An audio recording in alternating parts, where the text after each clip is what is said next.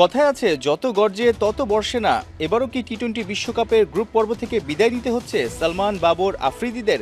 বাংলাদেশের ইস্যু ব্যবহার করে বিশ্বকাপ শুরুর আগে আইসিসি ও বিসিসিআইকে চাপে ফেলে আসল খেলাটা খেলে যেন তৃপ্তির ঢেকুর তুলেছে পাকিস্তান ক্রিকেট। বিশ্বমঞ্চে 22 গজের লড়াইয়ে নামতেই ওরা বড্ড নাজুক। চিরপ্রতিদ্বন্দ্বী ভারতের কাছে 61 রানের বড় ব্যবধানে হেরে মেইন ইন গ্রিন বিপর্যস্ত। ওদের কফিনে কি শেষ পেরেক ঠুকে দিতে পারবে আফ্রিকার দেশ নামিবিয়া? কি একটা অবস্থা! ক্রিকেট মাঠেও পাকিস্তানিদের চোখ রাঙানি দিচ্ছে, ভয় দেখাচ্ছে, চাপে ফেলছে আমেরিকা, যুক্তরাষ্ট্র।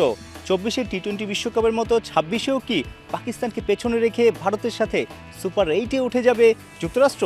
অলরেডি যুক্তরাষ্ট্র তাদের 4 ম্যাচ খেলে ফেলেছে, 2টো জয়, 4 পয়েন্ট।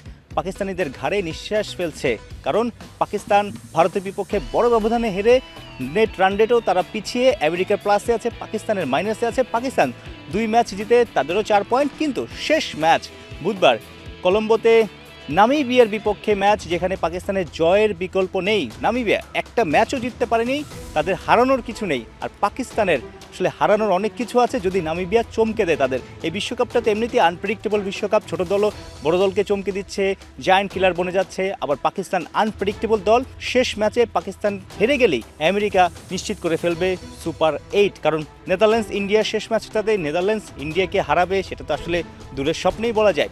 সেই জায়গাটাতে এই গুরুত্বপূর্ণ ম্যাচে পাকিস্তানের বেস্ট ইলেভেনটা কেমন হবে অনেক আলোচনা হচ্ছে, অনেক সমালোচনা হচ্ছে বাবর আজম, শাহিন শাহ আফ্রিদিকে নিয়ে। 2 সিনিয়র ক্যাম্পেইনার, তারা ঠিকঠাক পারফর্ম করতে পারছে না, বিশেষ করে পেস বোলিংয়ে।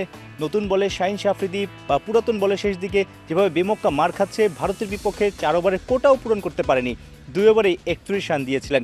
বাবর আজম ভারতের বিপক্ষে খুব বাজে শট খেলে আউট হয়েছেন। প্রেস কনফারেন্সে এমন প্রশ্ন উঠেছে, অর্থাৎ বাবরের জায়গায় ফখর জামানকে খেলানো যায় কিনা, শাহিন শাহ আফ্রিদিকে ড্রপ দিয়ে নাসিম শাহকে বেস্ট ইলেভেনে রাখা যায় কিনা। পাকিস্তান বিশ্বকাপটা জমিয়ে রাখতে হলে তাদের জয়ের বিকল্প নেই। শেষ ম্যাচটা জিতে কনফিডেন্ট নিয়ে তারা আসলে সুপার 8-এ উঠে অনেক দূর পর্যন্ত যাবে। উসমান তারিক প্রেস কনফারেন্স এসে সেই স্বপ্নটার কথাই বলেছেন। এই শেষ ম্যাচ নিয়ে তাদের এত ভাবনা নেই, তারা কনফিডেন্ট। ফাইনাল নিয়ে ভাবছে, প্রতিপক্ষ যেই আসুক, সেমিফাইনাল, ফাইনাল ডিঙিয়ে তারা ট্রফি নিয়ে দেশে ফিরবে, এরকম সাহসী কথাই বলে গেছে প্রেস কনফারেন্সে পাকিস্তানের যে মিস্ট্রিয়াস স্পিনার উসমান তারিক।